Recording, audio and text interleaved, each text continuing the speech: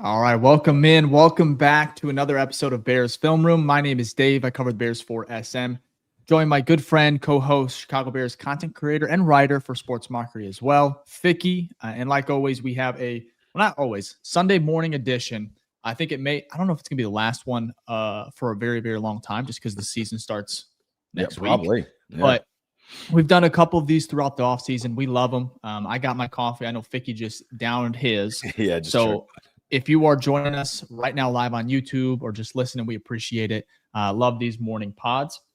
But before we hop into some pass rusher news as far as just potential help that could be coming to Chicago that Eric Lambert had written about, I think this one was actually yesterday, and it's really, really intriguing. But before we hop into this, and of course our Chicago Bears Q&A that we do every year before the season will be the back half of the show, and we got I think like 30 questions from you guys. So we cannot wait to knock them out. Ficky, though, how you doing, man? Sunday morning, you were yawning quite a bit before the show. Man. It was crazy. Oh, yeah, it was good. Yesterday was good football game. So Texas, Ohio State, great game, right? We were all talking about the hype of that. I did call Ohio State.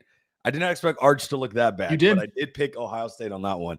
And then watch my IU team win. And then win and celebrate a birthday was out way too late. And that's why I'm yawning this morning. So, but a great Saturday. So I feel good. A good comment here, which makes me feel even better. This is the last Sunday without like NFL football. So like, how can you not be excited? You had some good college games yesterday. Last Sunday without, it's a holiday weekend. I am feeling great. But how about you, Dave? Yeah, it's the last week before football. It is a little bittersweet because I like the Monday night opener. Mm-hmm. It is going to be a little disappointing when we wake up next Sunday morning and be like, oh, we don't play. Yeah. And there's a caveat. We get to watch every other game stress-free. I get that, but I kind of love Sunday football as well. So it's a little bittersweet. Ohio State, Texas was disappointing for me. I mean, the defenses were good, but what was it? I was going to say, before you get into your point, I'm going to have you answer this one. Arch Manning overrated. What's your thoughts? Well, that's what I was getting into. What the hell were those quarterbacks? Like, I just don't think any of them impressed me. Even when I was watching LSU and Clemson, I was like, this draft class, it's week 1. I get it. Or week 0, whatever it's called. I just was not, none of them looked great. But I get but the thing is, they were playing some really good defenses. It is week, it's early. So the offenses are going to take some time. But like Arch, overrated. Like, how can you argue that he's not? I was just shocked. It wasn't good. It wasn't good. He wasn't setting his feet. His throws were just. Why was he side arming slings on easy? Like he had no touch either. Like he would, when he needed to just like lob it, he would like throw 100 miles per hour. Everything was just off. But the crazy part was that last drive in the 2-minute where he throws this beautiful dot. Like I think it was like a deep corner. The touchdown? No, but after the touchdown. So when they have the last drive to go down to tie the game, he throws this beautiful in the bucket, like over 2 defenders. And you're like, okay, that's the Arch Manning. And then literally the next play, I'm pretty sure, wide open dude, I think on like second down, and he throws it behind. He decides to do like this sidearm sling for no reason. Pocket was clean and throws it behind his wide receiver. So interesting, right? And it seemed like he was missing all game. Now he was going against, like you said, Dave, these were really good defenses, and typically the defenses play better in the first half of the season because it takes a minute for the offenses to get going. But I agree with you. There was no quarterbacks from this week of watching where I was like, okay, you look good. Honestly, and not trying to be biased, the best one I saw play, and that I didn't watch every game, was actually Mendoza, who's expected. He was in the top 5 for quarterbacks from IU, the transfer from Cal. Yeah, so that just tells you everything because Klubnik and Clemson look bad. Obviously, Arch in Texas, Jalen in Ohio State wasn't anything too phenomenal, but all across, it just was not. I'll tell you what, I'm happy that we don't have to be looking for a quarterback. That's exactly. Fingers crossed. I know Caleb could have a horrible year. I'm not going to put that out there. Well, I guess I did, but I'm just glad we should not be looking for a quarterback in this draft class. However, it is so early. I'm very, very interested to watch all these guys play. And like you said, last year, Quinn Ewers, he was a first rounder to start the season. He dropped all the way to 6th or 7th. Yeah, 5th or something. It was and then of course we know Sanders and everything. So Colorado game was interesting too. I was really shocked they lost. But this isn't a college football. It is. Podcast. It is. 4 minutes in, we're talking college football, but yeah, that's what we get. It was exciting to watch him nonetheless. Of course, we all love the draft. Ficky, Jack. So obviously that plays into it in the Bears and the draft class in 2026. But that's a little ways away. Bears need some pass rush help. So there was some news out of New England, and I want to go ahead and start. So first of all, the player it's an edge rusher, Keion White. He's a former second-round pick in 2023 out of Georgia Tech, 6'5", 290. He's 25 or 26 years old. Regarding the article that was posted that kind of linked Chicago to them, because there's a few veteran options left. Zadarius Smith, Preston Smith, Jadeveon Clowney could all help the Bears. However, so right here says, Eric says, luck would have it, there might be a situation developing out in New England. Word has spread that Keion White, the New England Patriots former second-round pick, has been demoted, according to Karen Gurigan of Mass Live News that covers the Patriots. So this is what they said. During the course of camp and preseason, the physically gifted White had seemingly lost his starting job to the newly signed Keion. Speaking with White at his locker room on Thursday, the Patriots defensive end didn't care much about the perception he was demoted or relegated to the second team. He said, as long as I have a job, I like the fact that I have one, White said. I could care less. They could put me at corner. If they're going to pay me, I'll play it. Either way, it just looks like he is a little disgruntled. They did draft, I think, obviously not his replacement, but some competition there. So I'm not 100% sure on the attitude of it all. However, just going off last year in 2024, he had 2 sacks. He did not play a lot of snaps. This is the thing that I'm just interested in. He had 36 total snaps in 2024 and then 27 total snaps in 2023. So I'm really shocked for a second-round pick. I just don't understand why he's not playing. And then the preseason, this is where it got a little interesting. This preseason, he had a decent preseason. So he looks like he has some type of talent still there.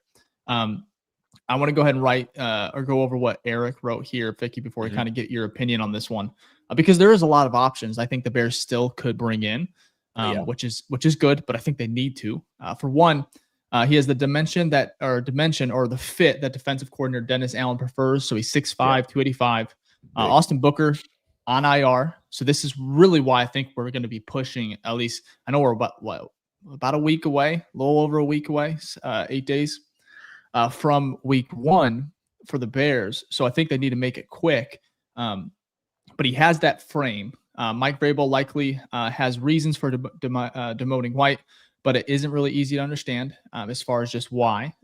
I think we can kind of speculate, but there's a lot of defensive ends available, but not a lot of young ones. This one's 20. He's 26.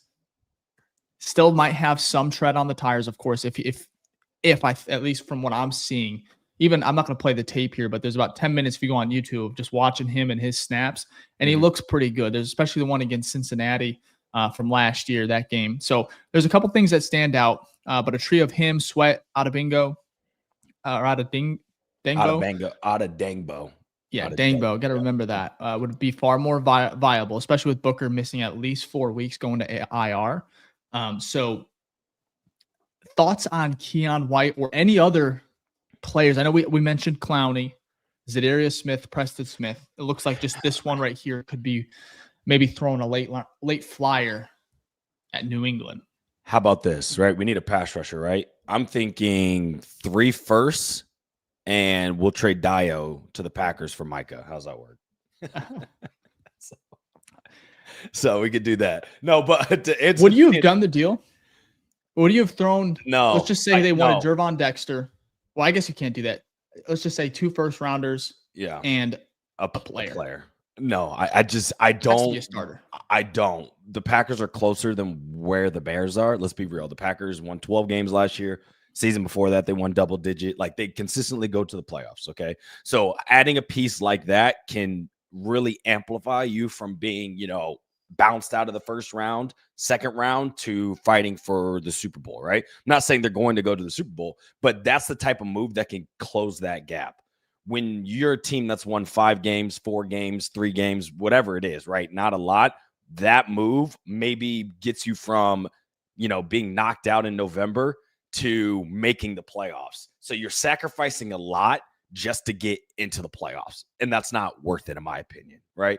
So would our team be better with Micah? Absolutely. Do you want to mortgage the future when you don't even know what your team really is yet? Absolutely not. So I understand why the Packers did it. It was a smart move by the Packers, but just because they did it doesn't mean it would have been a good trade for us. We'd have been happy. It would have returned results early, but it doesn't get us any closer to like actually being a Super Bowl contender because we have so many other holes to fill, in my opinion.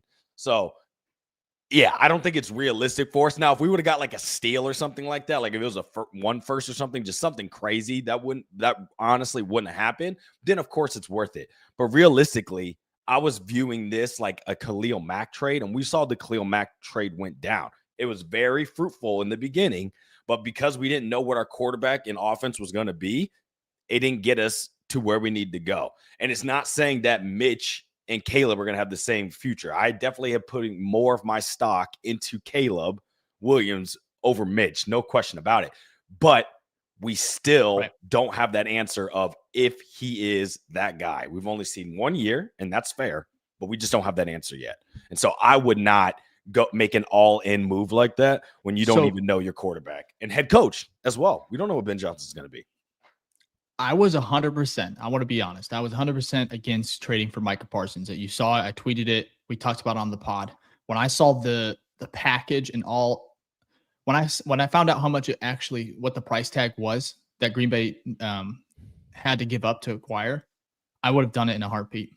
I'm just being honest. I thought it was at least 3 firsts. I just thought it was. Because Micah and Khalil, I think Khalil is about a year older. Yeah, but Micah's on a Hall of Fame pace. Oh, no question. It's very Hall of Fame pace for his I think sacks.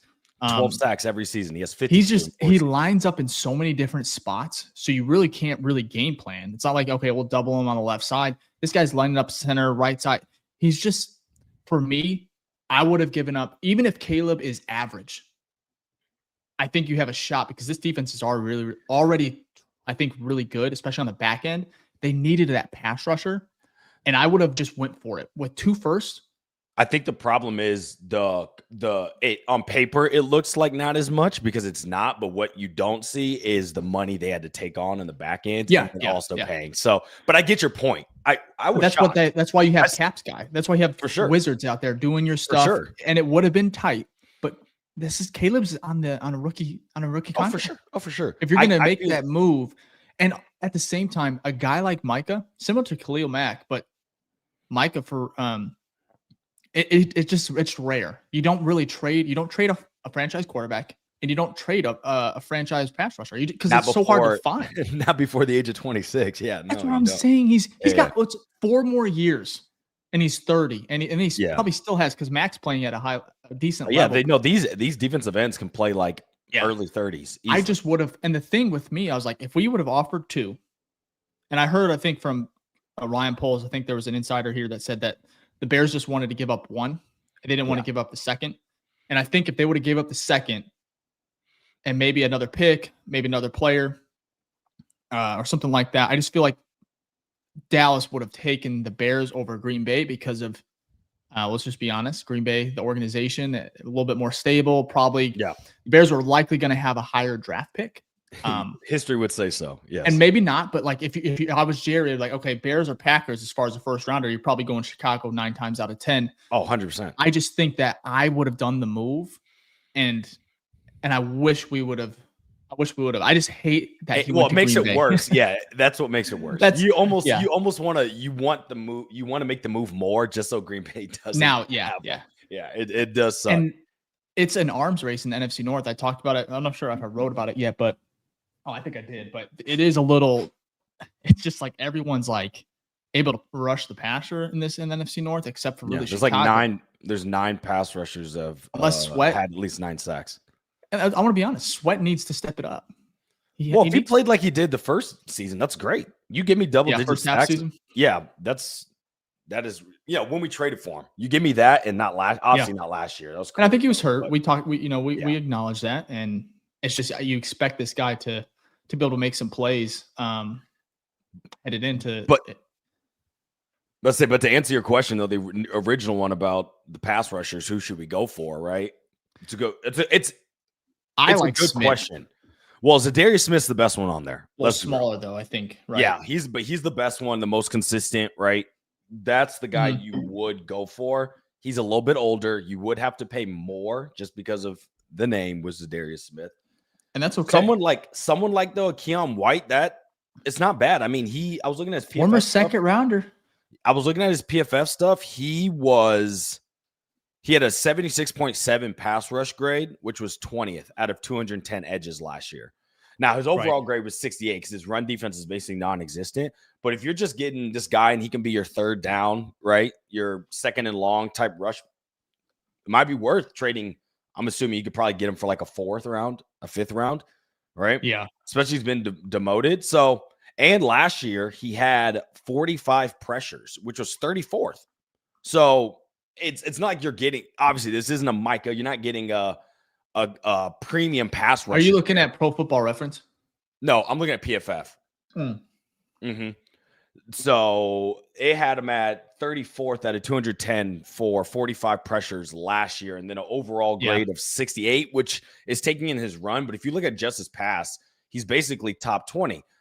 So you're getting a guy that can be helpful on passing downs. It's just more about the price, you know? Like, what are you giving up for someone like that? And you would think his value would be less because he's been demoted, right? This isn't a starter on the team. So the Patriots are just looking to move him. So the trade actually might be beneficial to the Bears. And I wouldn't be upset if they took a flyer on it. I think the biggest key, though, Dave, which none of us have the answer to, and you've talked about it, is what is Dio going to be? We really don't know. Can Dio give you, and I know that edge performance isn't just graded off of your sack totals, because sometimes you stumble into sacks and it wasn't because of you, whatever. But if we're just going to use that as a barometer, is Dio going to give you like 7 sacks, right? If Dio gives me 7 sacks and Montez gives me 10, I'm taking that, right? That's decent enough to where, you're getting. That might be best case scenario with that. That would be a career high, right? For Dio, I think so. Not for Montez. No, Montez had 12.5 when he first came to us. That was just that's what was the concern with when they gave Dio 48 million. What was it, 48 mil? Yeah, close to 50. So that's what I'm wondering. Total. Yeah, go ahead. Yeah, what is it? No, I was gonna say, what is his career high, Dio's? Bro, I'm an idiot. Hold on. Okay. I need to go back to Deion White because I was looking at only his preseason stats the last 3 years. So his snap total's way higher. Well, you said it, and I was like, I don't think that's right, but I was like, maybe he's looking at a different source. So I'm gonna let him go. So Dio had 12 sacks 2023. That's what we need out of him. Okay. 4 sacks in 2024. This is according to PFF. Let me go back to Deion. Yeah, look at Keion. So when you said how many pressures he had, I was like, when I was looking at it, it was the preseason snaps that he had. So I was like, wait, I see 45 pressures, but Dave said he only had 36 snaps. So this man's getting multiple pressures on a snap. He's that good. Trade 3 first for this guy. What was it? He's it that was good. White, right? Keion White. But while you look that up, that would be a great best case scenario. You give me 10 and like 7. If between Dio and Montez, we can get close to 18 sacks. My bad, dude. I think that'd be a win.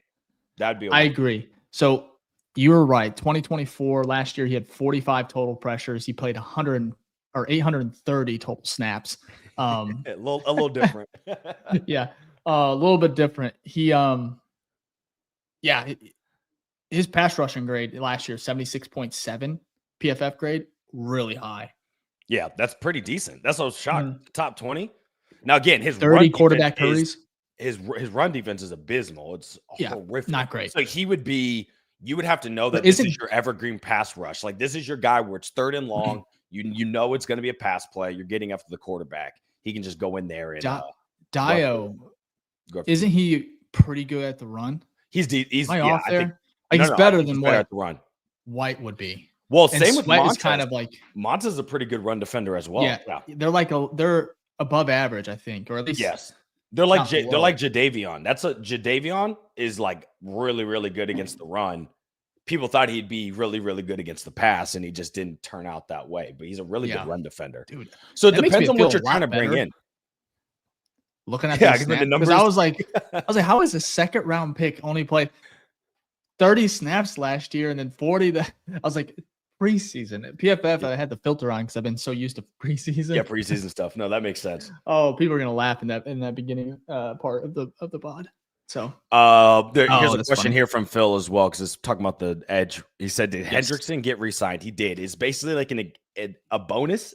So he had 1 year left in his deal. He still has the year left, but they added on $14 million, so he will be. They restructured it, right? Yeah, they gave him an extra $14 million basically, but they did not re-sign him, so he will be a free agent next offseason. He's making like $30 million this year. $30 million. Basically, it's like a 1 year deal worth $30 million, which is a lot.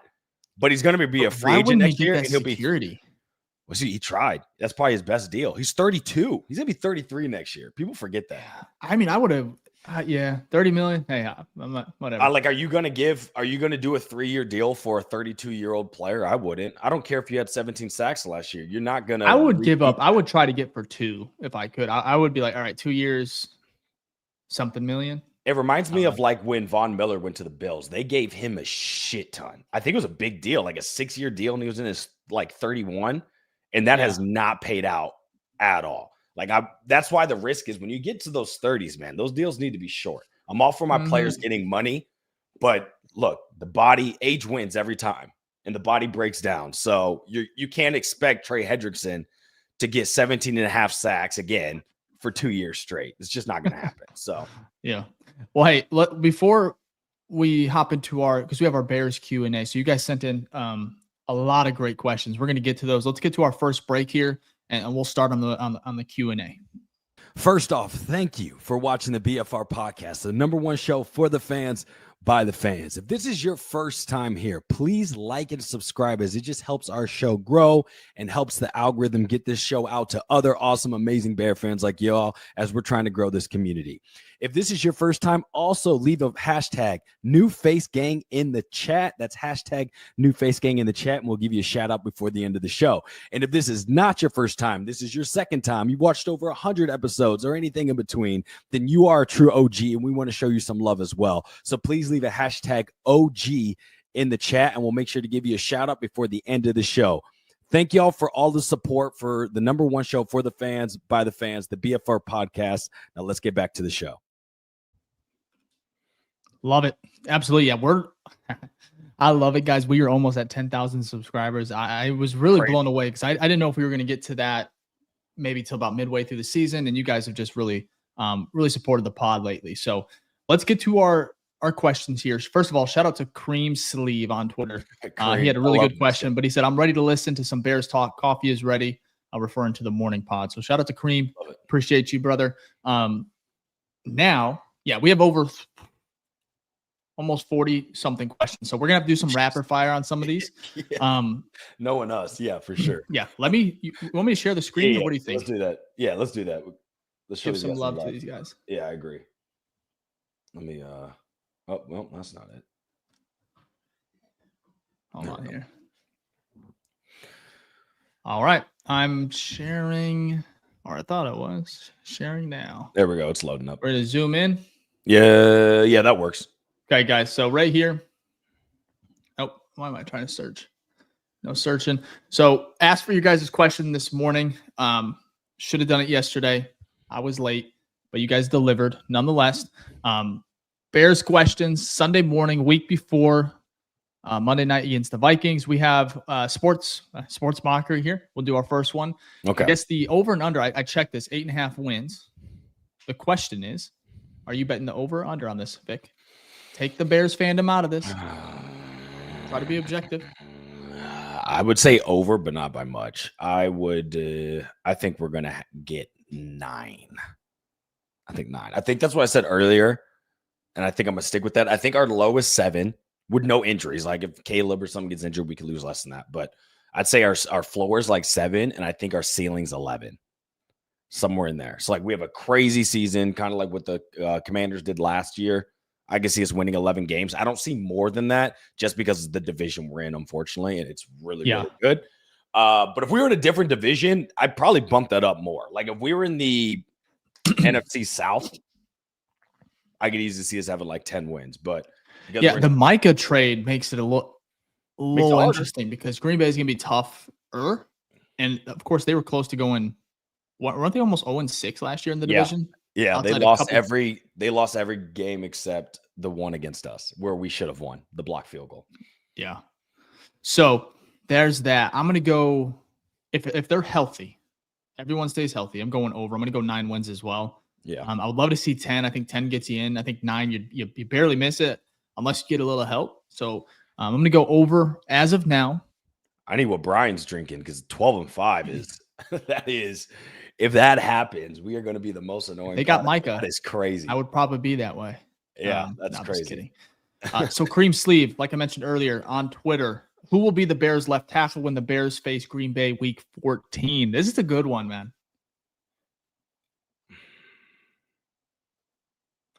I guess I'm going to go with a not exciting answer, but I think it's Braxton Jones. I think so, too. It's not exciting, but if everyone's healthy, it should be Braxton. I don't have much to say there. Yeah. What is Dave and company eating for Labor Day weekend? I have no idea. We actually knocked out. We had some chili.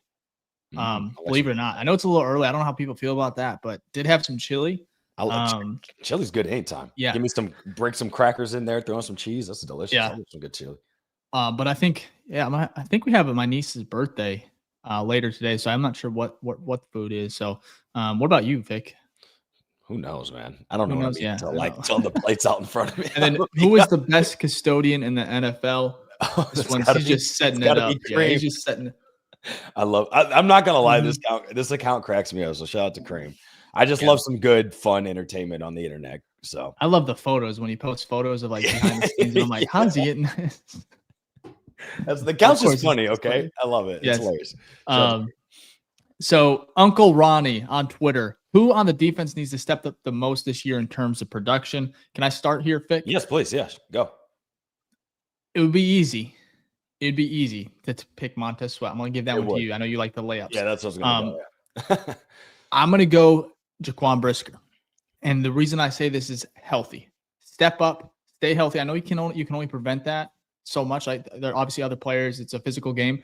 But I think if he can stay healthy, we're going to see an insane type of season, I think, from him because he's such a good player. Just needs to stay out there so he can produce. And so I would love to see that. I think he makes this defense. He's like a secret weapon. He's on the field. And I think we desperately miss that because he's so physical. You can kind of line him up. And I know he's a safety, but I feel like sometimes he can be a little bit more exotic. Yeah, he can be in the box, like a linebacker. Yeah. So that's my kind of outlier pick right there. That's a good one. You know, we've had tons of talks about Jaquan Brisker. Yeah, I don't think you need to talk on him anymore. I don't. I'll let that one be. I would say though that CB2 position, I'm going to Tyreek Stevenson. I'm going there. I feel like he can bounce back. I would love to see a bounce back performance from him because then that would just lock down our whole secondary. And really all we'd have to worry about replacing like going into next year is possibly, I'm not saying he needs to be replaced just because of age. And I think his contract will be up is Kevin Byard, right? Maybe they sign him for an extension if he plays well again this year. Who knows? A short one. But that's probably my number one pick. I did see here that guy 44, OG of the show, said Javon Dexter. I think he's actually going to step up, but I don't think his impact is as big. Possibly because he's got people like Grady Jarrett and they've got more of a rotation there in the internal defensive line than your cornerback 2 who plays 100% of the snaps and it's a position where it's mano-a-mano most of the time, right? So your weaknesses show up more than what it does on the defensive line where you're kind of working as a unit. So I'd probably go with Tyreek Stevenson. Yeah, if he steps up, that'll be a huge, especially with some injuries to that room right now. Is Rome actually, this is from Cam Erdman, friend of the group chat as well, our Bears Twitter group chat. Is Rome actually going to be wide receiver 1 like some reports have said? If so, is he ready to be a true number 1? So I was watching Matt Harmon. Oh, yeah. So I was watching Matt Harmon, and he loves Rome. So, if you don't know Matt Harmon is reception perception. He's the one who created that, where, if you ever see those route trees, route trees, like on the internet, I know, Dave, you know it, but people at the show, that's Matt Harmon. So he knows a lot about wide receivers, watches tons of tape on it. And he is super high, and he's been super high on him for even last season, this season, and he really thinks he's going to have a really big year. So we already feel that way. We've already talked about how we think Rome can ascend into that wide receiver 1 position. I feel, though, that this team has so many weapons that the distribution is going to be kind of just all over the place, which isn't bad. That's great. So I don't think he'll end up being wide receiver 1, but he has the qualities to be wide receiver 1.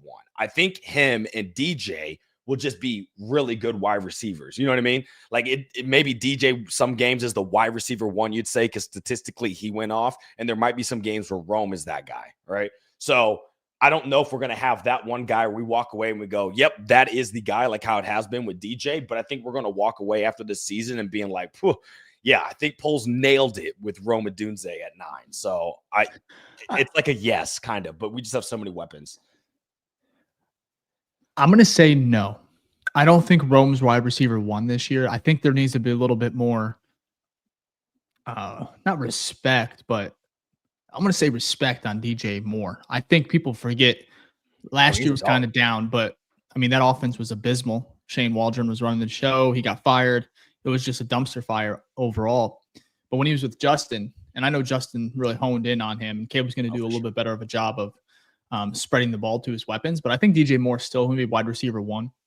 I think his yak is quite incredible. And I think Rome is, I think they're both going to be over 1,000, but I think DJ Moore is going to be kind of that safety valve for Caleb more often than not. And I think Rome, from what I saw in the preseason, I think I'm a little taken back because in camp and stuff, he just never dropped anything.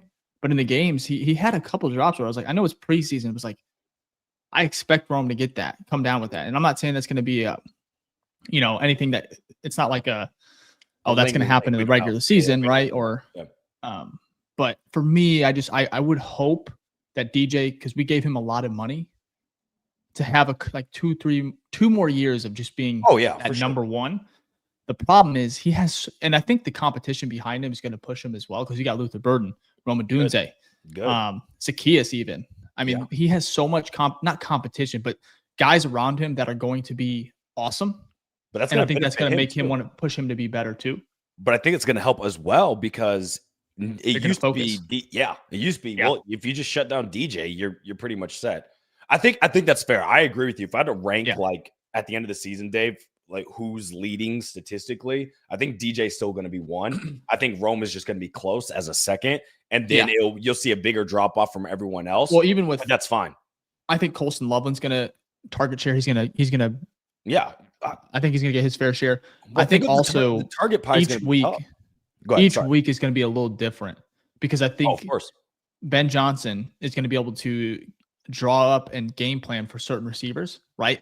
Even in the first half, say Rome gets shut down, or and DJ Moore goes crazy, right? Or something along those lines. I think Ben Johnson is so gifted in regards to just changing, even at halftime. Okay, hey, they're kind of shutting down DJ. We're gonna go to Colston, 12 personnel, or even vice versa. Zacchaeus, let's get him on some good matchups. Like, I think they're gonna be able to adjust so well, and not be stagnant. Like we saw it last year, even with Justin Fields too, in that era, where the defense was able to shut that, like kind of adjust in the second half, and the Bears just could never respond. And I think with good coaching, I think we're going to see these guys just have, 1 week it could be Rome, Zacchaeus, the next Colston Loveland, Cole Kmet. Find out what their weakness is. That's what I want it to be. A good coach is going to find out what their weakness is, and they're going to attack that. So if there's a game where one of the best corners is on Rome or DJ, then they're probably not going to get as much. But that's a good problem to have. You talked about that target share. That part is going to be very interesting, because we really do have about 6 weapons. People forget about Cole Kmet. That's going to eat up target share, which isn't bad, right? You have Colston Loveland. You just drafted him. You've got Luther Burden, who's going to have a smaller percent of the target share, but that's still something, right? Now you have Zacchaeus, who's going to, I think, eat up more than what people expect. And then you have DJ and Rome. You have like 6 people that you have to figure out how you're going to get the ball to effectively and efficiently. So a good problem to have, but it's kind of hard to figure out who is going to rise to the top in that. So, but great question. Good stuff. Yeah. All right. I think we got to knock some of these out. Does it, this is from, the Black Lamb Network on Twitter. Does it concern anyone that Detroit fully understands Coach Johnson's playbook and mindset? We may not beat Detroit if we We may not beat Detroit if we should happen to meet up for an NFC wildcard game. So my question, or I guess rebuttal for that is Ben Johnson should also know Detroit a little bit, right? I know there's some new OC, DC, but he's going to know that they know, and he's going to prepare for that. So he may even use it against them, right? He also might draw up something that's very, very similar, but completely different. And I think he said that, right? Where it's like, that's what they want to do to defenses, where they're getting this look. They want it to look exactly the same, but it's not, right? And so it's like building on that. I think that is something he's going to be really, really good at, as far as just being deceptive and making things look the same, but they're not. So I hope that answers. I think that would answer. Also, this offense isn't going to be the exact same of what is in Detroit. So let's not act like he's not going to have new stuff. So I'm not too concerned about that.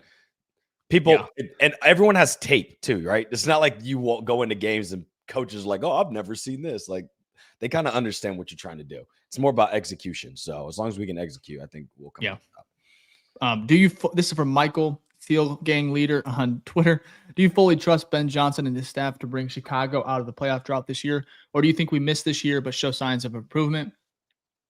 I'm going to go latter, but that's okay. I still feel that's a win. And if I'm surprised and I'm wrong, that means we made the playoffs, so I'm happy. But if I was a betting man, I think we just missed the playoffs.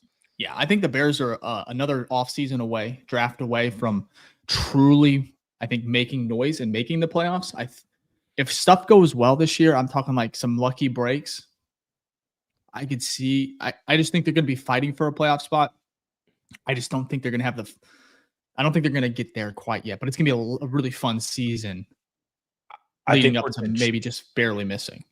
I agree. And I think if you want to look at Detroit, it's the year Detroit ended up playing really good that back half of the year and beat out Green Bay in week 17, which knocked Green Bay out of the playoffs. The Lions didn't make the playoffs that year, but that was the first sign of like, this team actually might be pretty freaking good. And the next year, I think they won like 10 games or 12 games. So I think we're in that area. Could they make the playoffs? Absolutely. The best case scenario, but I think more realistic is that we just miss it, but we show signs of competentness that we've never seen from a Chicago Bears team in the past decade. Yeah. Good question. Devin Kidwell from Twitter. What's your confidence level of each position of the offensive line heading into week 1?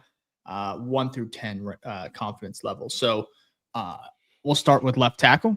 Get this one out the way. I would say I'm about a 5. So I was going to say 6, but that's okay. Yep. Okay. Left guard. 10. It's Joe Tooney. Yep. Feel really good. I would say 9. Just he's a little older, so maybe injuries. Yeah. Center. I'm going to go 8. That's what I was going to do. Drew Dahlman's a really good center. A better run blocker than pass, but he's a good center. I go 8.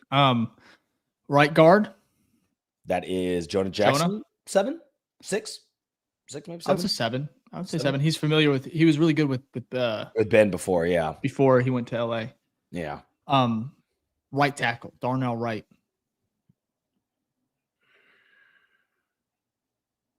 I'm going 6. 7. Yeah. Okay. I couldn't figure out if I wanted to go 6 or 7. I'm gonna go 7 though. Yeah.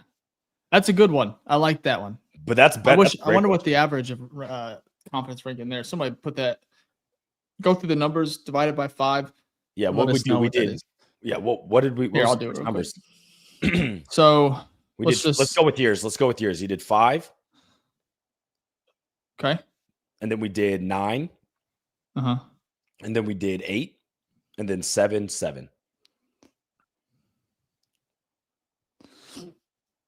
So what? Probably like a 7-ish, like 7.2.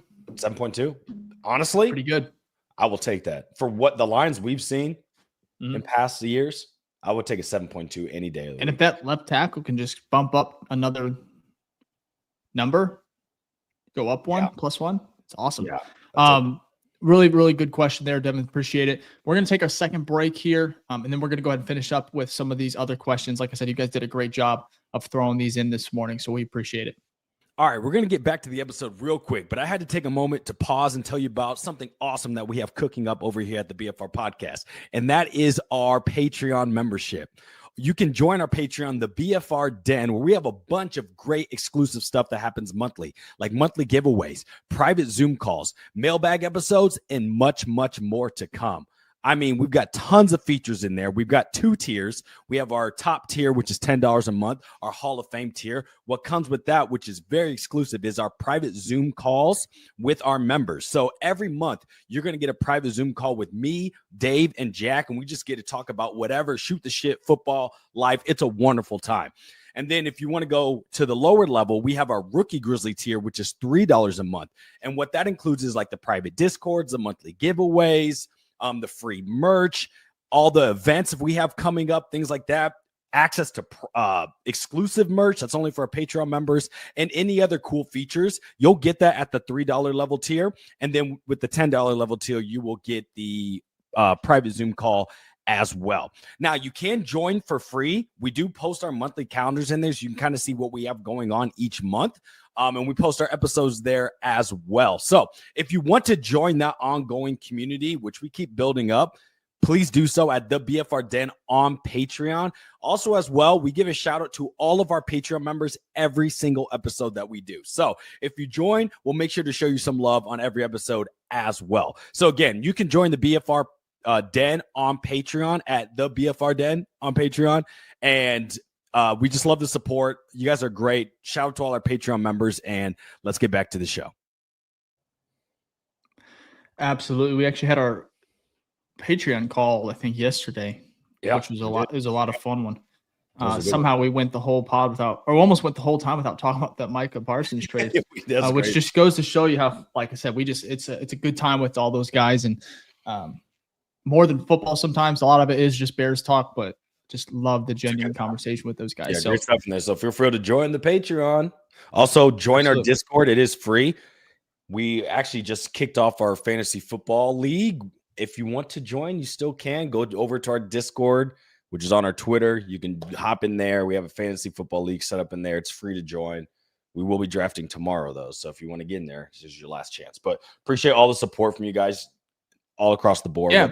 Discord, Patreon, Twitter, all that stuff. You guys are fantastic. So thanks for all the love. Speaking of across the board, we have over 4,000 viewers right now across all platforms. Almost 100. We had over 150 on YouTube alone. If you guys hit that like button on YouTube, we'd appreciate it. It just helps push the show out there. But let's finish up some of these questions here from you guys that you guys submitted this morning on Twitter. This is from Debarable, Chris Z Wind on Twitter. Which position group are you most worried about into the season? I just want to go to these. Okay, I just want to go. 3 people commented. So we have tackles, we have management, and we have edge rusher. That has to be the answer. So some of those guys. Ownership, right? No, I'm just kidding. I love Twitter, man. That's why I love Twitter. For so me, the position groups that you're most concerned about? Which position? So which position group are you most worried about going into the season? Yeah, I'll probably go tackles. Tackle. Right played well. He still kind of has, his issues here and there, but will he ascend to, that top 10 pick that he should be? We'll have to find out. And then obviously we know the issue on the left side. If Braxton Jones was fully healthy, I'd feel a lot better about the situation, but I feel like he's not. So what about you?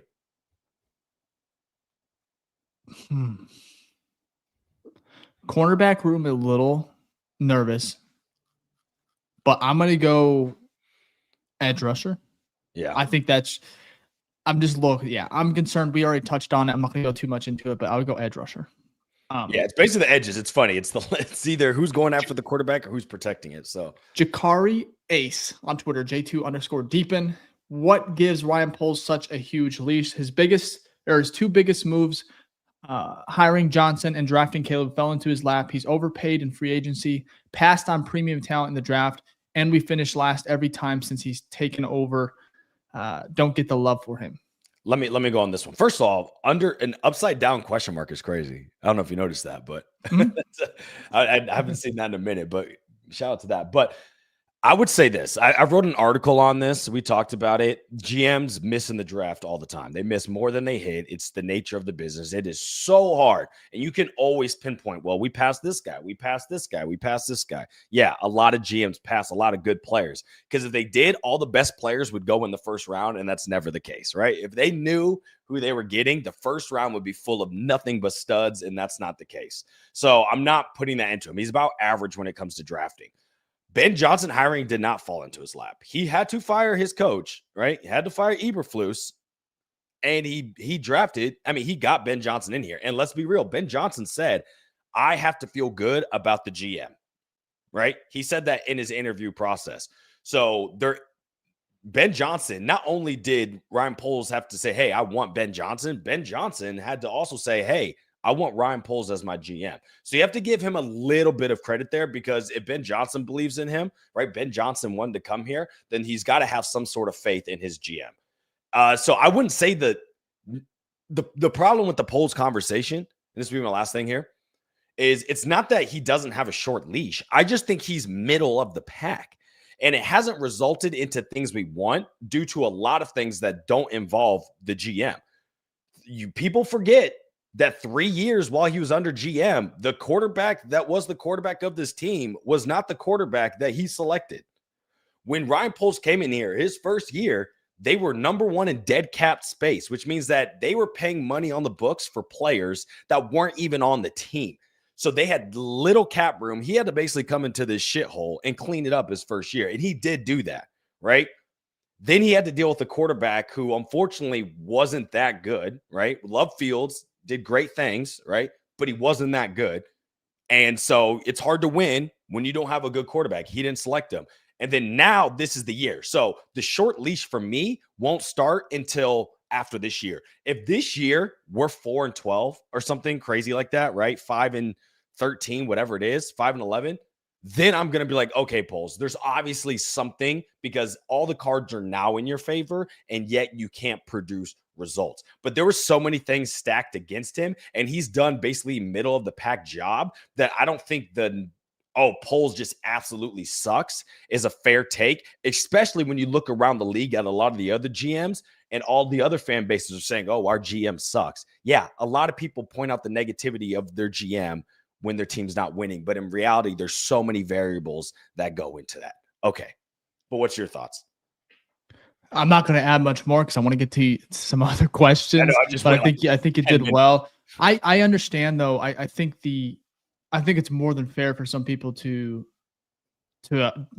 question Ryan Poles. He's had misses. For sure. I think that the Ben Johnson falling into lap. Yeah, I'm not sure on that one. I do agree. It does seem like it was easy, but there's a lot that went to. They still had to sell it. They had to make some moves, like you said. I think that's important. And then on top of drafting Caleb, I mean, I like the trade that he made. Of course, he was on the phone. So I think right now is where we're going to really, the next 2-3 years is where we're going to really, truly, it's going to define Ryan Poles. It's either going to answer some questions like, okay, he's had some pitfalls, some downfalls where we're like question marks on these. I think either that's going to be amplified, or he's finally going to turn that corner, because as far as winning, I think this is where they have the best opportunity to start actually stacking some good seasons. And if they don't, I think it's going to be, we'll know why. And I think it'll be a direct reflection on what he does and the moves he either does or doesn't make.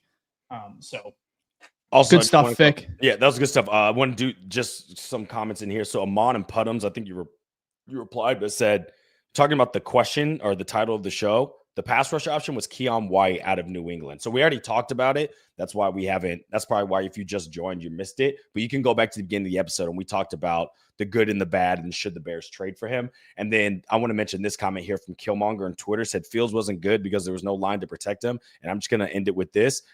What about the other teams he was on? So the dude's been on 3 teams. So that should tell you everything you need to know. Well, in Pittsburgh, he didn't really get to play, Vic.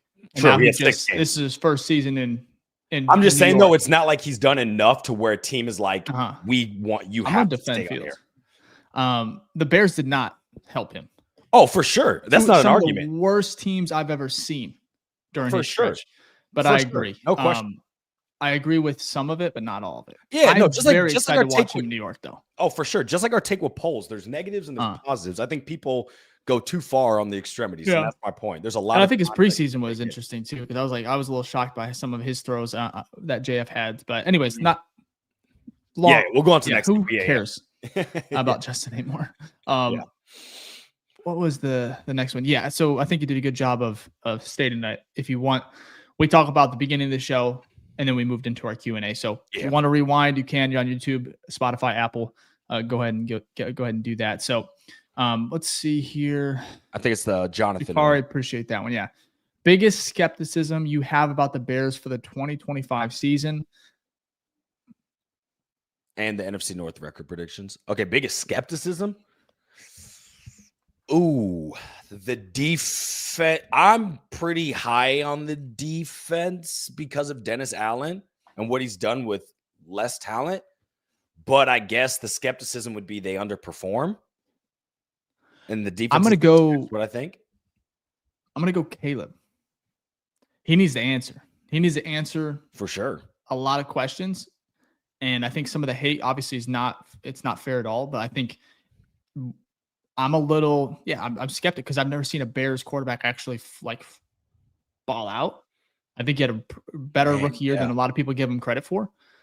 I'm going to go Caleb because I think this is the year where we just have to know going into next year, because you talk about the Micah move, right? You need to feel good that next year when you go to make an all-in move, that you have your quarterback. And so it may not be fair, especially being year one of Ben Johnson's offense. And I'm not saying he has to be perfect. He just has to deliver, and he has to answer those questions and leave no doubts. And we talked about with Mitch, talked about with Justin. We just want to know if you're the guy. Yep. And I think that's something that even Ryan Poles, Ben Johnson, I think they're going to be looking for. So NFC North record predictions. I don't know the exact record predictions, but my standings are going to be, I think Vikings come in fourth, we come in third. And then I was going to have Packers second, Lions first. I don't know. Maybe the Packers win it now with Micah. That was one of their biggest flaws, was their defensive pass rush grades. So either way, it's one of those two is coming out. If Lions don't win it, the Packers are winning it. The Packers are winning it, Lions are winning it. And then I think we come in third. But I don't know the exact. I can't even do that. I love that question, but it's just such a loaded. I have no idea. I think it's going to be absolute hell for all four teams. Unless JJ McCarthy isn't. That's true. If JJ goes crazy too, right? If JJ's really good, then they're definitely not going to be fourth, but we have no idea. Yeah. If he's bad, then I think, thank God. We actually might have a breather, but both Green Bay and Detroit should still be relatively, Yeah, the problem is Green Bay and Detroit have a more proven offensive line than us, a more proven quarterback than us, a more proven defensive. The only thing with Green Bay is, their corners are ass. They are, but they got the best safety. They got the best safety in the. I wanted him last year, right? The last offseason. Mm-hmm. And they got the best edge rushers. They got Aiden Hutchinson, and then they got Micah Parsons, and we have Montez. So no disrespect to Montez, but he's not Aiden Hutchinson or Micah Parsons. Right, yeah. So, we'll see how Aiden Hutchinson looks too off the injury. Oh my gosh, before the injury, he looked like he was going to be Defensive Player of the Year. He was balling. Yeah. Who was that safety? I wanted him. I cannot remember his name. Oh my gosh, he came from the Giants. Why can't I think of his name? Yeah, look that up. Or someone in the chat, let us know. Yeah, we definitely had him. Xavier McKinney. Xavier McKinney, yes, from the Giants. We all talked about how he was on the top of our list for a free agent acquisition. Can you imagine him and Brisker? I love Byard, though. Byard played really well. Really well. So, and he's a good veteran presence. Williams set a record for most times being sacked this year, under 80. Better be under. That was an easy one. They had 68 last year. They're not having 68 again. So why do people? This is from Ryan and that other question was from Nuto on Twitter. The next one is Ryan Boss or Ray Boss, Kid Ray 4. Why do people talk about Caleb like he wasn't just one of the greatest prospects to ever come out of college in everyone's eyes except one guy? He was generational, but now people just forgotten. Do you think do you think if the Bears' name wasn't on this roster, would it be talked about more? No, I think great question. Is it a Bears tax essentially? No, I think because we saw something similar with someone else. The NFL is about results. Okay, it doesn't matter how great of a prospect you are. And I'm going to use an example who I think is close to Caleb when he was coming out, Trevor Lawrence. Okay, people are not as high on Trevor Lawrence now. But when he came out, that man was viewed as the best prospect to ever come out since Andrew Luck, and some had him higher, okay? But you're 4 years in, I don't think it's that same type of talk because his results have shown they haven't matched what his, expectations were coming out. So if Caleb balls out this year, that Bears tax, you would say, disappears, right? But since he didn't ball out last year, he had a good year, right? For Bears numbers wise, but since he didn't do something that could shut people up immediately, that's kind of what you're going to have. There's going to be that skepticism. So when there's high expectations coming out and you don't meet them, there's going to be that gap is filled with criticism, right? Because people are expecting this and you're down here. But if you surpass those expectations or you're at those expectations, a lot of those criticisms go out of the door, right? That's why no one criticizes guys who are drafted in the 7th round and they score 4 touchdowns in the season because you're like, okay, we weren't expecting you to do anything, but you did more than that. And we're like, we'll just take that. Great job. But when you're that high of a pick, people are expecting to get more of you. And so when you don't meet those expectations, criticism occurs. But that's my thought anyways. I think it's kind of like you get clicks if you talk about Caleb. And I hate saying that because it's just such a cliche thing to say, but Chicago is such a massive market and we don't have a quarterback or we've never had a quarterback that has been the quarterback. And so until we answer that question, until we find a guy that gets that 4,000 yard, that mark and just becomes a top 10 guy, it's always going to be about the quarterback. It's always going to be about Chicago. It's going to be about where quarterbacks go to die, where receivers go to die. And I think it's up to Caleb to silence. So I agree, though. It is exhausting. I just have moved on. Oh, yeah. Just don't watch it. That goes to this next question. Chris watch us instead. On Twitter, or CHRVS on Twitter, the Packers trade made me really depressed. Why should I even bother watching this season? I'm going to need you to hey, pull up the bootstraps, buddy. It's time to go. It is week 1, Monday Night Football. I don't need this energy. No. It's ridiculous. There's tons of things to look out for. I wanted Micah too, especially at that price tag. But, I mean, fuck the Packers and let's ride, man. Let's ride. We don't play them to week 14. Which is crazy. 14 and 16. It's basically back to back. No, wow. I get it, but we need this energy to be picked up. It's about to be Monday Night Football. 1-0 start. Let's go. We got this. Yair on Twitter. What is a must draft Bear for my upcoming fantasy league? I got my eyes on Loveland. It's a good one. I took Loveland in my dynasty Loveland's draft. A big one. Yeah, I took him in dynasty. So, I mean, look, DJ Rome. You probably, if you're talking value wise, Rome's probably going to be your best one because you can probably get him later than what he'll probably outperform his ADP. But but also be careful with Bears players. I think Loveland is the guy because I think you can get. I think you can get depending on the draft and where everyone is mentally. If they know ball, if they know football, I think they know about Loveland. If it's an average league, coworkers, you can get him late. Come on. I think he could be a sneaky, especially maybe not start him week 1, 2, 3, see how he eases into the offense. But I think week 6, 7, and beyond, I think he's going to be getting very consistent targets. He's going to be fed a lot. So I would stick with Loveland there. Rome and DJ is interesting, but it's just we talked about it, who's gonna be the alpha there. Also, surprises Luther. It's sometimes I'm like, maybe it's just because of previous regimes. Every time I draft Bears players, they just don't do what I need them to do. So personally, I would say stay away, but that's not fun. That doesn't answer your question. So okay. Moving forward, only one of us is going to answer, and it's going to be under 10 seconds. All right, let's do it if we can. Who goes on this one first? You start, and we'll just rotate. Okay, let's go. Sean from Twitter, with the lack of productive edge rusher options of Sweat, could you see a situation where Dexter gets moved to edge? Not fully, but I'm sure there'll be defensive schemes where he plays the edge. Absolutely. Well done. Next one. God bless my teams and my teams only on Twitter. Is anyone else more nervous than excited? Feels like it's all on the line for Caleb this year. I'm excited for it, but nervous from the past letdowns. I think that's normal. I'm excited. I'm nervous. Monday Night Football. Let's go. Yeah, I agree. Bernie Whack on Twitter. Do you guys think the offense will still have slow starts like last season? No, because guess what? In the preseason, we scored a touchdown on the first drive. Let's go. That didn't happen once last season, so there we go. Second part of that, I'll answer this one, I guess. Should we be genuinely worried about not beating Green Bay this year? Is the Packers trading for Micah Parsons really going to be a threat to our division, or is it all hype? Packers are going to be good. Hate to say it. However, we should have beat them twice last year. Sure, they have Micah. We should be able to game plan for it. Next question. Leica. What's Ben Johnson's game plan to slow down two great edge rushers on Monday?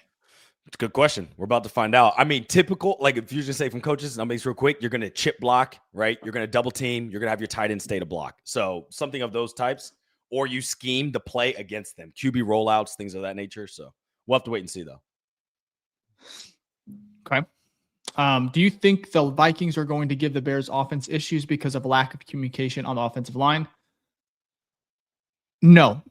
Ben Johnson said that they have a game plan where it's going to mitigate some of these issues that have plagued them in preseason and camp. So it should be a little bit more watered down, hopefully, and they should just be more comfortable, especially just week one. They can get more complex later. I know that's over 10 seconds. Next question. Nerf on Twitter. How do you think Ben Johnson plans to use Cole Kmet after the addition of Colston Loveland to the tight end position, Ficky? 12 personnel, going to use Cole to his advantage, more intermediate sit routes, things of that nature. And then I think Colston will be more deep threat, horizontal, spreading, using more of his speed and athleticism. Awesome. There's a comment here on YouTube. This is a question. Really good job really good timing as far as the Bears beefing up the offensive line. Yes. I think that's 100% right. Yes. Yes, it is. Yes, it is. Thank Biggest God. X factors on offense and defense from AKP on Twitter. X factors on offense, Colston Loveland. Defense, Kyler Gordon. Okay, love it. You go too. I want to just hear yours. Okay, I'll do different ones. So the X factors, other than JJ, because he already is one, I'm actually going to go Montez Sweat because I think that'll help determine how the season goes. And on offense, I'm going to go Zacchaeus. Love that. I feel like he's going to be a good safety blanket for. Okay, this one's for you as well from Kevin on Twitter. Why is Ryan Poles so horrible at his job? Because he sucks, right? That's it. So next one. Should fans be upset if the Bears miss the playoffs? Yes. The goal is to make the playoffs every year. Yeah, I was going to say you should, but it may happen. So yeah, if we're just being yes or no without going into greater detail or context, I'm just gonna do that. Say yes. Jose Malero on Twitter. How will this defense do against the run, Vicky? Better. You got Grady Jarrett and Big Andrew Billings is back. Big Bill's back. Big Bill. So this should help. Bears Show Yo on Twitter. Who has the most to prove this year besides Caleb? That's you. Yeah, it's me. Tyreek Stevenson. Hey, I'm gonna throw one out there real quick. Yeah. Ben Johnson. I was thinking that too, but yeah, that's true. Are you worried about the pass rush from the front four, even though Dennis Allen is notorious for manufacturing pressure from all over the field, Vicky? I think you just answered it. That second part. Boom. So no. Yep. Yeah. What's the plan for Kmet? Will Bears play two tight ends they never have before? Yes, absolutely. Yes. You saw it in preseason already. And I know it's vanilla, but still. Alpha_TBC on Twitter. Why is Ryan Poles still the Bears GM, being statistically the worst Bears GM in team history? We already talked about it. Vicky, do you have anything else to give? Nope. There's a lot of factors that go into that. So a lot of that is also Eberflus, the coach. So I'm liking these, not because I agree, just I want to support. Thank you for sending in the question. Bears player of the season, Vicky. Caleb. Ceiling and floor for this Bears team. I'll start. Winning the division is the ceiling. Floor. Last place. It's just tough, man. I don't know. The division's tough. How soon do we overreact if we don't start off well, Vicky? We like to treat the season like chapters, right? So the season has 17 games. We kind of go 4-game chapters. So I'm not doing that until we get to chapter 2. Chapter 1, your team's trying to figure it out. Chapter 2, you should start to see some sort of momentum. If you don't, it's not looking great. Do we make another move before the trade deadline? Abso-freaking-lutely. Yep. History would show that is a yes. Polls like to do that. Finally, last question that we'll take. I think this is the last one on Twitter. If I missed yours, I'm so sorry. We may get to it next week when we do our preview pod against the Vikings. Caleb loves the Vikings. Why do we always suck? What a question. I mean, it's fair. There's so much that goes into it. Bad coaching, bad quarterbacks, bad trenches. I think that's the main three. So I think so too. Let's get off the. I'm gonna stop sharing screen. We'll get to our normal preview here. Really fun show. Yeah, I like the rapid fire at the end, little machine gun action. And thank you all for. I know that was I tweeted that 8 something this morning, and you guys delivered. Yeah, you guys best viewers here, best listeners. Best fans, yes. You guys are part of the family, so we appreciate it. Especially just being a little bit late to getting those out there. So yeah, absolutely. And if you want more, some house cleaning, go ahead. Go ahead. No, go ahead. Yeah, join the Discord. I'll let you take that, Fick, because I have some house cleaning. But absolutely. So Philip here on YouTube said, "How do I?" First of all, love the Avi. Everyone should know that Avi. JJ flipping off Packers fans. But how do I join the Discord? I can't find the link on y'all's Twitters. Is it not on there? No, it's not. Okay, so I'm just in line. Let's put it on the. Let's put it. We're gonna put it in our show on the YouTube channel description moving forward. We'll also have it on our BFR page as well. I thought it was on our Twitter. It's not on our link tree. Yeah, we'll update that. So actually, thank you, Philip. You're helping us out on that. It is free to join. We'll actually tweet it after this show. I'll tweet it out. So just make sure you're following me, and I'll make sure you guys can hop in there. So we tweet the link out all the time. And sometimes Discord's invite link changes. So I think, that might be a reason why as well. So, but great question. It's a good group in there. A lot of y'all have been joining. I'll tweet a link after this, and we'll make sure to keep it in our show notes for every episode. So I'm going to try and put it in I have the link right here. I'm going to try and put it in the chat on YouTube. Okay, let's see what happens. Yeah, no problem. See if I can do it. Appreciate it. Thanks for letting us know. I thought we had it on our Twitter. So, all right. I just put the link. It looks like it's there. You want to throw it up? If you click it should bring you to the Discord. It let me do it on my phone. You just click that link in the chat. I promise you it's not a phishing scam. It's legit for me from Bears Film Room. And it'll be in all our YouTube videos. We'll have that link in there. Yeah. And then we'll somehow put it on our socials as well. So, but a little house cleaning. Hit that like button if you're still here. Over 5,000 viewers across all platforms. So appreciate it. Yes. We are going to be going live next week for our preview pod. We are back to our normal schedule. So we are going to preview the game. We're going to be going live right after the game. I'm talking within 5 minutes, instant reactions, all Bears. So we're excited about that. Also, we may have a third episode during the week just for you guys, just to kind of talk more. It'll be a little bit more film breakdowns. Instead of the instant reactions where it's more emotional, we'll go ahead and take a couple days and come back and talk about it. So we are going to have a Vikings guest coming on to kind of preview the team, Monday Night Football. We are close to 10,000 subscribers. So if you can, tell a friend. If you're not subscribed already, subscribe, stay for the season. And I think that's about it. Check out all our work on sportsmockery.com. Again, the show is presented by SM, and we appreciate their support and just being under that umbrella. Yeah. I think I've hit everything, but Ficky, what else? Yeah, so we're going to give a shout out to our Patreon members here in a second because we always do that. And then we have our hashtags we got to give a shout out for you awesome viewers of the number one show for the fans, by the fans, the BFR podcast. So we have to do that. And then we have some cool questions that I will rapid fire through that I think we can answer. So let me go through first. Let's give a shout out to all the OGs and new face gangs in the chat. So we got Michael, who is a Patreon member, hashtag OG Bear Down. Shout out to you. We got Thomas, who also is hashtag OG. Shout out to you, Thomas. We got Devin in here with the hashtag OG. Appreciate that. Sorry, that is not a shout out. Let's see here. We got Phil, who's also a Patreon member with a hashtag OG. I still believe in Big Dong, Big Ben Johnson. Oh, that's great. Let's see. We got Gage in here as well, who's a Patreon member, but the hashtag OG. Shout to you. And then we got Amon in here, which I do love your Abby to this day. Hashtag OG. Okay. And then some quick questions here real quick. So God Sent said, happy Sunday from Phoenix. Shout out to you in Phoenix. What's your expectations for the offense come Monday? I think the offense will not be as great as what you expect because it is their first game, but it does not mean that they can't do enough to win. So there will be fireworks. That's all I'll love say. It. Might be a short show, but there will be fireworks. Love it. Okay, Finn on me like a dolphin. What a name. What's a bigger need between pass rusher and left tackle? I'd probably say pass rusher. I would too. That's my guess. Oh, also, sorry, I missed this. So shout out to Pascal Johnson. Like you said, smack the like button. You should do that. Hashtag OG. So shout out to you, Pascal. Appreciate that. Gage here said, hey, Ficky and Dave, who's winning the bet, Jack or me? Yeah, it's probably you, Gage. For people who don't know. Gage. Yeah, the bet, Jack thinks that Kyle Monunga is going to be the starter week 2. Starter by week 2 or week 3, maybe week 4, something like that. Crazy. And then here we got Killmonger here on Twitter. He said, what do you think Monday night game results will be?